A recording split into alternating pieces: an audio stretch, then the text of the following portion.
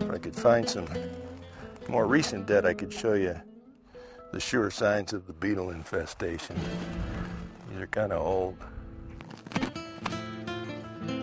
We're in the middle of the Arapahoe-Roosevelt National Forest. This is one of the areas that was first hit by the bark beetles about 10 to 12 years ago.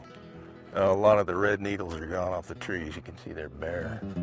Just a rough guess, given that there's 3.5 million acres infested. It's in the hundreds of millions of dead trees.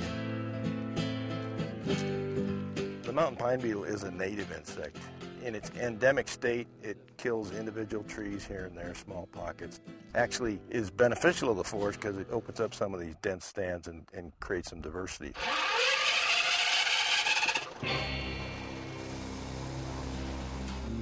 All these trees are pretty much the same age. We had a little bit of drought back in 2000, 2001, and warmer winters that didn't kill the beetles allowed the populations to just explode. It's just a large-scale event, and that is how lodgepole pine evolved. The profound part of it is we've never seen something of this magnitude occur in recorded history. Across the incident, we've got about 3,700 miles of road that are like this. They're going through dead pine. If you look at the statistics, most of our fire starts happen right along roadways, so it's important to keep the fuels cleaned up along roads. This is an area, what we call wildland-urban interface. This was completely killed by beetles, so pretty much had to cut it all. They hauled what they could off as commercial product for lumber. They will chip what they can, and then they'll burn what's left. Right now, across the incident, we have over 120,000 piles like this. If there's any kind of opportunity to use this kind of material, there's a lot of it out there to be had. The Granby Sawmill is one of my little specialty suppliers for mantle stock, fencing stock, small order runs, custom coloring runs, grading type of things. My company promotes the use of our beetle-killed timber. I work with a wide variety of wood processors in the state. I am the marketing and the sales side of the business. There's a very unique and individual blue staining up through each and every piece of lumber. Sometimes we see reds, sometimes we see maroons, sometimes we see oranges and yellows as well. It occurs in the process of the tree dying. You know, we're marketing it as the wood that Mother Nature paints.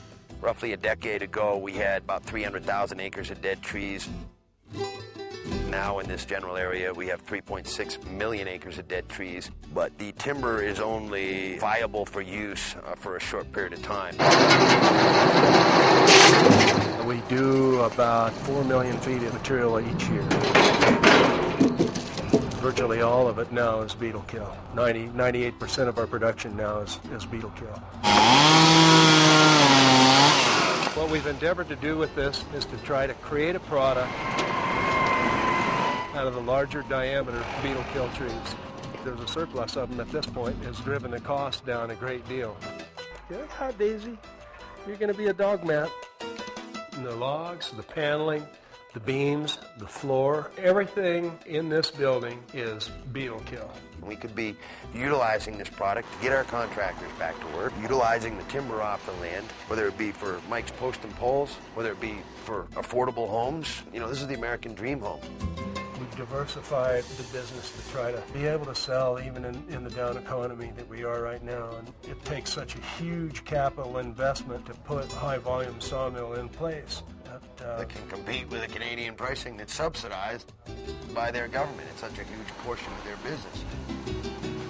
We need to be able to pay a reasonable price to the sawmills so that they want to cut this wood, because we have 50 million acres of dead trees to cut down, and nobody wants to buy this timber until they can make money doing it.